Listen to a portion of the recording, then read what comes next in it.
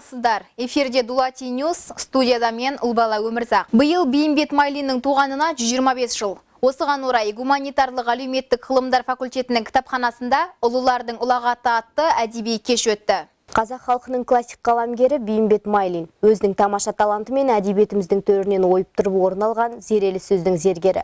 Осы орайда білім ордасында ұлылардың ұлағаты атты кеш ұйымдастырылды. Кеш мақсаты ақын өлеңдерін санаға сіңіре отырып, бойға дарыту, жас ұрпаққа насихаттау. Іс-шара барысында би ағаның өлеңдерінен поэзия оқылып, кітаптар көрмесі таныстырылды. Жиын соңында белсенділік танытқан студенттер алғыс хаттармен марапатталды.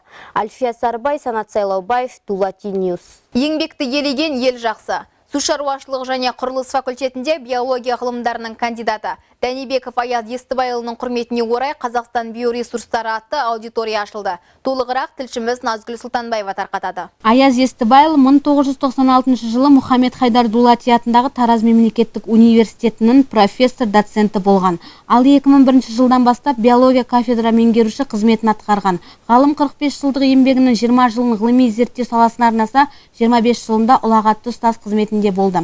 Бұл аудиторияның қызыл лентасын университет ректор Махметғали Сарыбеков пен ғалымның жары Раиса Данибекова қиды. Университет басшысы ғалымның өмір жолына тоқталып, және қызмет жолындағы естеліктерді еске алып, ғалымның жетістіктерімен бөлісті. Болашақта бұл аудитория қабырғасында білімге құштар, білімді жас мамандар тәрбиеленіп шығатынына өз сенімін білдірді.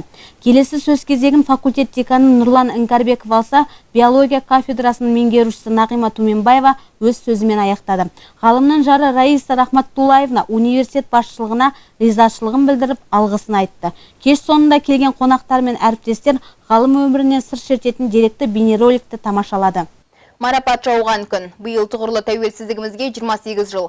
Осыған орай бас ғимарат залында университет ректорының бастамасымен салтанатты іс-шара өтті. Салтанатты жиында білім ғылым жолында еңбек етіп жетістікке жетіп жүрген оқытушылар мен студенттер марапатталды. Университет ректоры Махметғали Сарыбеков бұл күн Қазақстан халқының ұлы әрі үлкен мерекесі екенін атап өтіп, айтулы мерекемен шын жүректен құттықтады.